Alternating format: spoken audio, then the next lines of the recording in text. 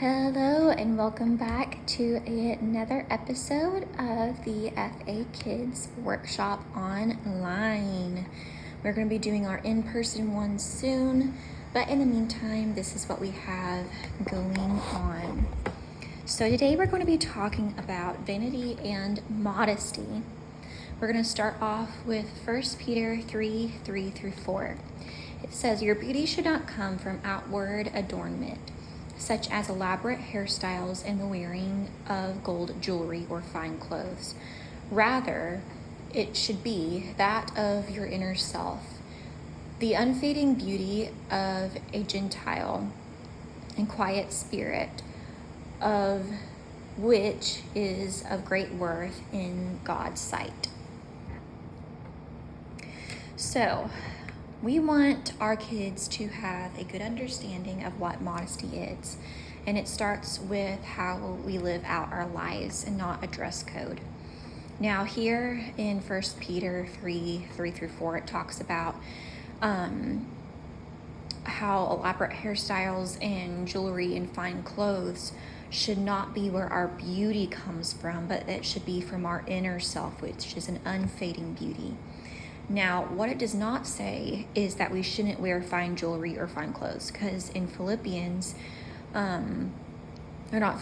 in Proverbs 31, we see the Proverbs 31 woman or person clothing herself in strength and dignity, and how she clothes herself with fine linens.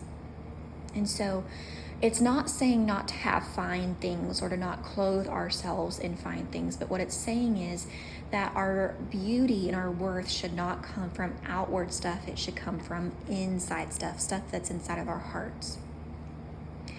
And we want our children to see that, and it all starts with us.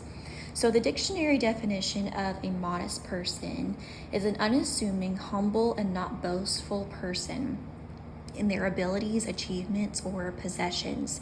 They hold a moderate opinion of themselves, avoiding the spotlight and bragging.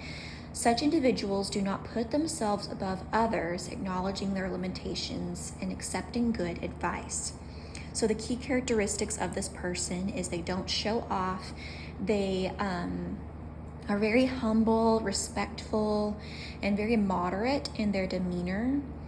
And their nature is very loving and kind, and they have very decent behavior. They are behaving and speaking in a way that is, sorry, that's the air conditioner, that is humble and loving. And then the opposite of modesty is vanity. Vanity, according to the dictionary, is behavior that refers to an excessive, self-absorbed perception of one's physical appearance, achievements, or public image, often driven by a strong desire for admiration, validation, and other things from others. It's characterized by narcissism and a kind of self-view of look at me mentality, and frequently leading to actions that are driven by a self-view. This is why a desk with a mirror is called a vanity, is because the person is often reflecting on themselves and they're self-absorbed. So here are some practical ways to free ourselves from the bondage of vanity and living modestly in front of children. So the first one is our habits. Vanity isn't just makeup or clothes. It's anything that makes you overly focused on yourself. So your appearance of your body, money, your status, your social media image, whatever it may be. So identify your go-to. Is it mirror checking? Is it constantly looking at your body and other people's bodies, like gym images?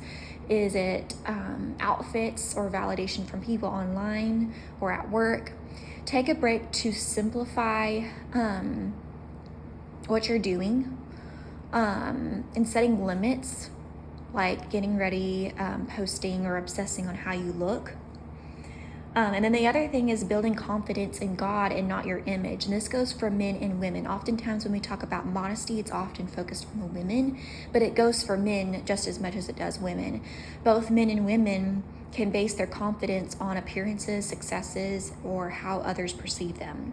So we should all be starting our day off with God before anything else, including your phone or getting ready. Because insecurity hits when you, or is hit when you replace it with truth. So if your identity is in Christ and not your body, beauty, or success, you're going to be set up for success. So watch how you comment on your body in front of others, especially your children.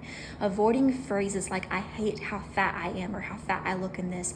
I don't like my stretch marks. I don't look good in this. That girl is wearing that just for attention. Look at how she or he is. Don't base your worth or your comments or strength or money or status or beauty or trends or approval on secular view, but base it on your identity and your view in Christ, a biblical perspective. And another way that we can practice modesty is through our heart posture and clothing, not just clothing, but and clothing. Modesty is about how you present yourself and how you view others, not just how you are as a person. Choosing clothing and behavior that doesn't seek attention or validation is the way to go. So not showing off your body, wealth, or success for attention, but dressing with intention and not for validation. Treat people as whole individuals and not as objects physically and socially.